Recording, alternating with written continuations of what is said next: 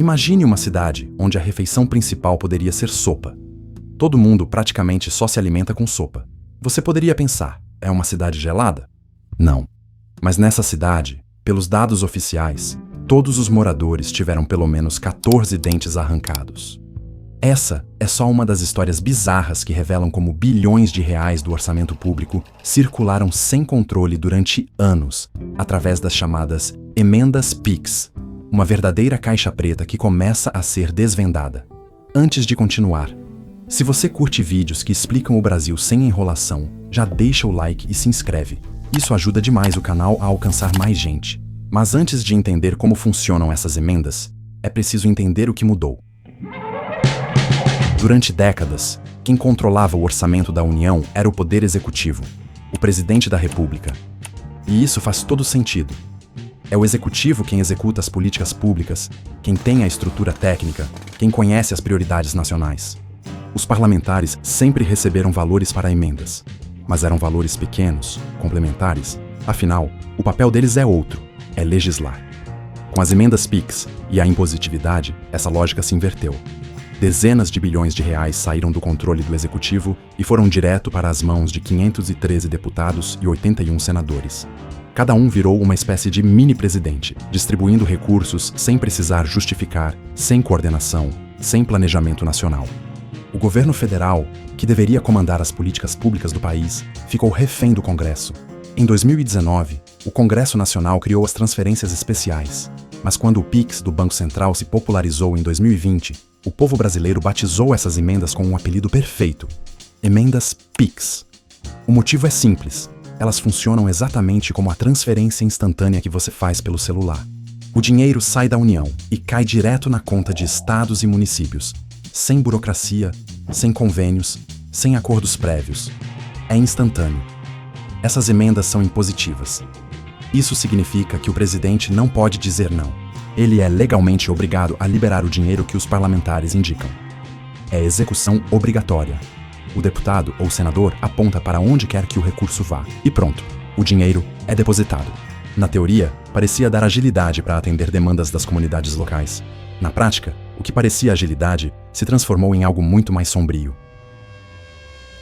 Entre 2019 e 2024, foram pagos 186 bilhões de reais em emendas parlamentares. Desse montante gigantesco, só as emendas PIX especificamente somaram mais de 8 bilhões de reais em 2024. O problema não era a quantidade de dinheiro. O problema era a opacidade total. Nos moldes iniciais, o parlamentar não precisava dizer para que o dinheiro seria usado. Não precisava vincular o recurso a nenhum projeto específico. A verba simplesmente caía na conta do município ou estado, e ninguém precisava prestar contas de forma clara sobre o destino final. Um estudo da Transparência Brasil jogou luz sobre a situação. Menos de 1% das emendas PIX de 2024 identificava o destino e a finalidade dos recursos. Menos de 1%. Bilhões de reais do orçamento público circulando sem identificação. Mas para onde esse dinheiro sem endereço realmente foi? Sem transparência, começaram a aparecer casos que mais pareciam um roteiro de filme. Pedreiras, uma cidade de 39 mil habitantes no interior do Maranhão, entrou para a história como a cidade mais banguela do Brasil. Em 2021, a prefeitura informou ao governo federal que realizou 540 mil extrações dentárias. 540 mil. Para chegar a esse número, cada morador de Pedreiras teria que ter arrancado 14 dentes. É 4 vezes mais extrações do que fez toda a cidade de São Paulo no mesmo período. Quando a revista Piauí revelou o escândalo, a prefeitura alegou erro de digitação. O caso virou operação da Polícia Federal e chegou até uma reunião oficial entre os 3 poderes em agosto de 2024. Ali, na sede do Supremo Tribunal Federal, o ministro Flávio Dino confrontou Arthur Lira, então presidente da Câmara. Teve emenda PIX que dava para arrancar os dentes de uma cidade inteira. Lira respondeu: "Não é verdade. Aquilo não foi de emenda parlamentar." Dino retrucou: "O senhor sabe que foi, eu sei que foi, e o senhor sabe que eu sei." Pedreiras não estava sozinha. Uma ONG sem estrutura recebeu 53 milhões de reais para ensinar crianças a jogar videogames. Auditorias encontraram ONGs fantasmas, sem equipe física ou capacidade técnica para executar projeto algum. E recentemente, em dezembro de 2025, uma nova peça desse quebra-cabeça veio à tona. A produtora do filme Dark Horse, a cinebiografia de Bolsonaro, é comandada por uma mulher chamada Carina Ferreira da Gama. Ela controla 3 ONGs e 2 empresas que, juntas, receberam mais de 110 milhões de reais de dinheiro público nos últimos anos. Uma dessas ONGs, a Academia Nacional de Cultura, recebeu 2,6 milhões em emendas PIX de deputados bolsonaristas, como Alexandre Ramagem, Carla Zambelli e Bia Kicis, para produzir uma série documental chamada Heróis Nacionais. A série nunca saiu do papel. Enquanto isso, outra ONG dela, o Instituto Conhecer Brasil, sem nenhuma experiência em tecnologia, ganhou um contrato de 108 milhões com a Prefeitura de São Paulo para instalar Wi-Fi em comunidades. Dos 5.000 pontos prometidos, apenas 3.200 foram instalados. A Prefeitura reduziu o projeto, mas pagou pelos 5.000. A maioria foi instalada durante a campanha de reeleição do prefeito Ricardo Nunes. O Instituto recebeu 26 milhões a mais do que deveria pelos serviços efetivamente prestados.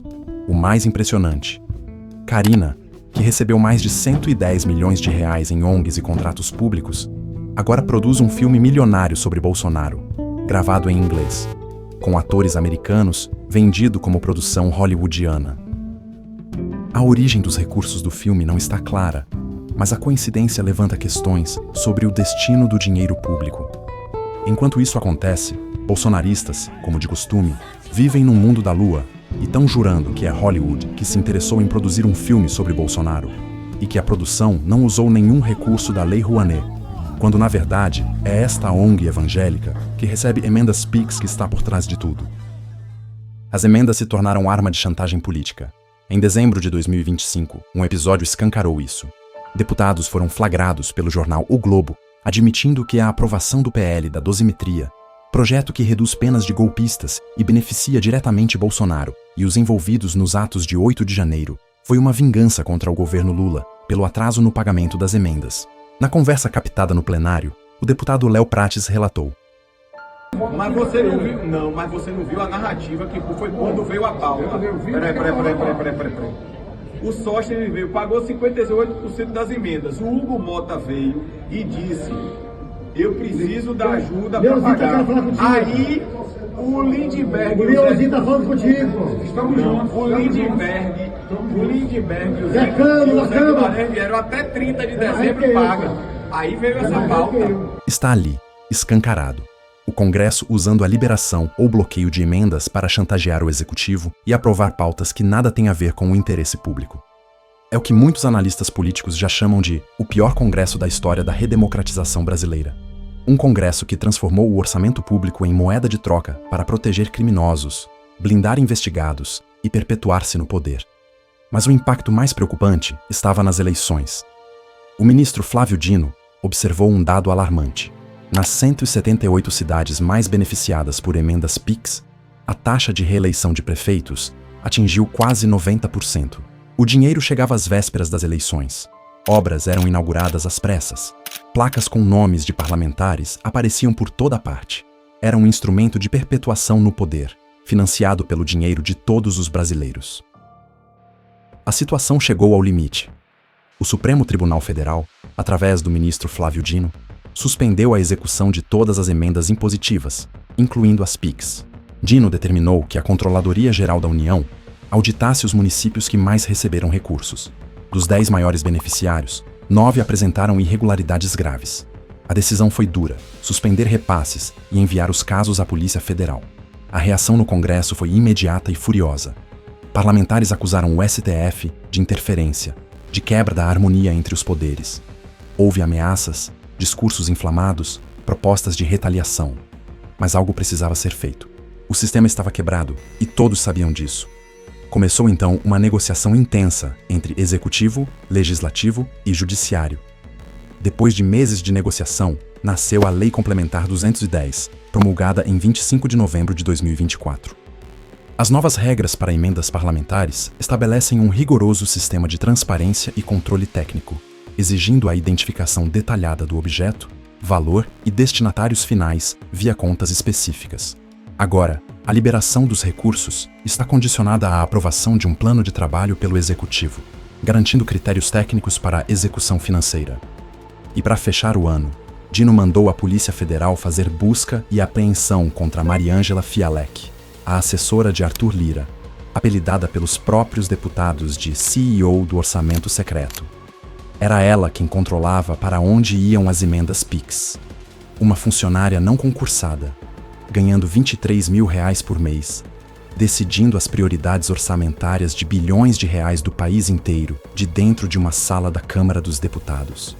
A PF apreendeu computadores, celulares e documentos. Quebrou sigilos bancário e telefônico. Mariângela foi afastada de qualquer função relacionada a emendas. Após a operação, uma colega foi flagrada dizendo: "Se minha amiga falar, aí cai tudo." Arthur Lira, o arquiteto do orçamento secreto que comandava Mariângela, pode estar com os dias contados. O ano de 2026 promete ser explosivo. O Supremo Tribunal Federal decidiu que as emendas PIX são constitucionais, mas sob uma condição inegociável. A impositividade só vale se vier acompanhada de transparência máxima e rastreabilidade total dos recursos. A Lei Complementar 210, de 2024, representa uma vitória da transparência. Mas a Caixa Preta já produziu danos graves à democracia brasileira. A luta agora é garantir que as novas regras sejam implementadas de verdade. Porque no final das contas, esse dinheiro não é do parlamentar, não é do prefeito, não é do governo. É nosso. É de cada brasileiro que paga impostos, que trabalha, que espera ver sua cidade melhorar. As emendas PIX deixaram de ser uma caixa preta no papel. Agora, resta saber se os responsáveis por executá-las respeitarão esse novo marco de transparência.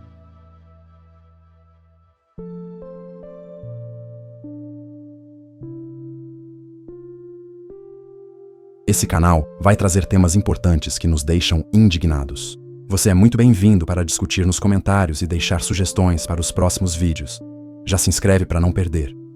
Independentemente da sua escolha política, ideologia ou time de futebol, tudo que discutiremos aqui é apenas uma questão de bom senso. Te vejo na próxima.